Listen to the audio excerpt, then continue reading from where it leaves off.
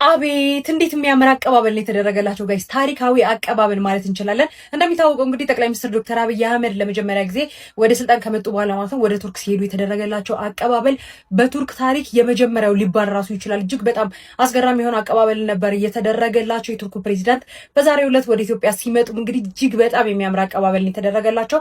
ከመጀመሪያ ጀምሮ ማለት ነው ከሚመጡበት ሰዓት ጀምሮ የነበረው እያንዳንዱ ፕሮግራም እጅግ በጣም አስደሳች ነበረ። እንደመጡም እንግዲህ በጠቅላይ ሚኒስትሩ አቀባበል ከተደረገላቸው በኋላ ወደ ቡና ነበር የሄዱት። የቡናውን ሴሪሞኒ እንደምትመለከቱት ከተመለከቱ በኋላ ማለት ነው። ከዛ በኋላም በጣም በርካታ ቦታዎችን እየጎበኙ ነበረ። ከዛ መካከል አንዱ የሆነው የአድዋ ድል መታሰቢያ ነው። በአድዋ ድል መታሰቢያ እንግዲህ ለጥቁር ጀግኖች የአበባ ጉንጉን ካስቀመጡና ትንሽ ጉብኝት ካደረጉ በኋላ በቀጥታ የሄዱት ወደ ቤተመንግስት ነበረ። በቤተመንግስት ላይም የነበራቸው ጉብኝት እጅግ በጣም አስገራሚ ጉብኝትን ነበር እያደረጉ የነበሩት። ከድሮ ነገስታት ጀምሮ ያሉ እያንዳንዱ ታሪኮችን እና በጣም ዝርዝር የሆኑ ጉብኝቶችን ነው እያደረጉ የሚገኙት። እንደምትመለከቱ እንግዲህ የቀድሞ የቱርክ ፕሬዚዳንትንም ሳይቀር እንግዲህ እያስጎበኛቸው ነበረ። አጠቃላይ በአሁኑ ሰዓት በቤተ መንግስት ጉብኝታቸውን እያደረጉ ይገኛሉ። በዚህ ጉዳይ ላይ እንዲሁም አዳዲስ መረጃዎችን እየተከታተልኩኝ ይዤላችሁ እመጣለሁ። የፕላስ ምልክቷን ተጭናችሁ አዳዲስ መረጃዎችን በፍጥነት ማግኘት ትችላላችሁ። መልካም ምሽት ይሁንላችሁ። 130 ሚሊዮን ህዝብ ያለባት ሀገር የባህር በር አታና ተዘግቶባት መኖር እንደሌለባት ከቱርኩ ፕሬዚዳንት ረጂብ ጣይብ ኤርዶጋን ጋር ተነጋግረዋል ሲሉ ጠቅላይ ሚኒስትር ዶክተር አብይ አህመድ በአሁኑ ሰዓት ይፋ አድርገዋል። እንደሚታወቀው እንግዲህ የቱርኩ ፕሬዚዳንት ረጂብ ጣይብ ኤርዶጋን ወደ አዲስ አበባ መጥተው እንግዲህ የተለያዩ ጉብኝቶች ካደረጉ በኋላ በብሔራዊ ቤተ መንግስት በአሁኑ ሰዓት ከጠቅላይ ሚኒስትር ዶክተር አብይ አህመድ ጋር እንግዲህ የጋራ ጋዜጣዊ መግለጫ እየሰጡ እንደሆነ ይታወቃል። በዚህ ጋዜጣዊ መግለጫ ወቅትም እንግዲህ ጠቅላይ ሚኒስትሩ ይህንን ነገር ተናግረዋል። ጠቅላይ ሚኒስትሩ አክለውም ሀገራችን በሰላማዊ መንገድ የባህር በር ማግኘት የምትችልበት ሁኔታ ላይ እንዲተባበሩ የቱርኩን ፕሬዚዳንት እንደጠየቁት ጭምር ነው ይፋ እያደረጉ የሚገኘው። በዚህ ሰዓትም እንግዲህ በብሔራዊ ቤተ መንግስት የጋራ ጋዜጣዊ መግለጫ እየሰጡ እንደሆነም ይታወቃል። አሁንም አዳዲስ መረጃዎችን በፍጥነት ይዤላችሁ እመጣለሁ። ፕላስ ምልክቷን ተጭናችሁ አብራችሁ እንድትቆዩ ጠይቃለሁ። መልካም ምሽት ይሁንላችሁ።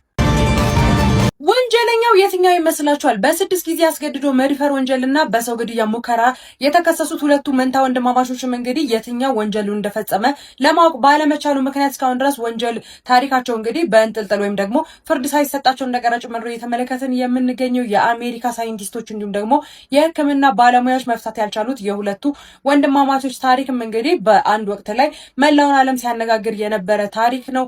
እነዚህ ሰዎችም እንግዲህ ለ6 ጊዜ ማለት ነው በአስገድዶ መድፈር ወንጀል እንዲሁም ደግሞ በግድያ ሙከራና በሴቶች ጥቃት እንግዲህ በተደጋጋሚ ተከሰዋል። ነገር ግን ማስረጃዎች ቢኖሩም ማለትም ደግሞ የዲኤንኤ ምርመራ የሚደረግባቸው አጋጣሚዎች ቢኖሩም እንኳን የሁለቱም መንታ ወንድማማቾች ዲኤንኤ ሙሉ ለሙሉ ማለት ይቻላል ተመሳሳይ ሆኖ በመገኘቱ ምክንያት እስካሁን ድረስ ፍርድ ሳይፈረድባቸው በእንጥልጥል ያለ የወንጀል ታሪክ እንደሆነም ጭምር እንግዲህ እየተመለከትን እንገኛለን። በአሜሪካ ውስጥ የሚገኙት እነዚህ ሁለት መንታ ወንድማማቾችም እንግዲህ ሴቶቹ እንኳን ጥቃት የደረሰባቸው ሴቶች የሁለቱም መልክ መለየት ባለመቻላቸው ምክንያት እንግዲህ እነዚህ ወንጀለኞች ሳይፈረድባቸው ቆይቷል። ፍርድ ቤቱ እንደተናገረው ከሆነም እንግዲህ እናታቸው ብቻ ናት እነዚህ ልጆች መለየት የምትችለው ሲልም ጭምር እንግዲህ አስተያየቱን ሰጥቷል። እስካሁን ድረስ የወንጀለኝነታቸው ተረጋግጦ አልተፈረደባቸውም። ሁለቱም እንግዲህ በእግድ አሜሪካ ውስጥ እንደሚንቀሳቀሱና በነጻነት እየኖሩ እንደሆነ ጭምር ነው የተነገረ የሚገኘው። በዚህ ጉዳይ ላይ ሀሳብ ካላችሁ ኮሜንት ላይ አጋሩኝ። በሌሎች መረጃዎች በድጋሚ መልሳለሁ። የፕላስ ምልክቷን መጫናችሁን አትርሱ። መልካም ቀን ይሁንላችሁ።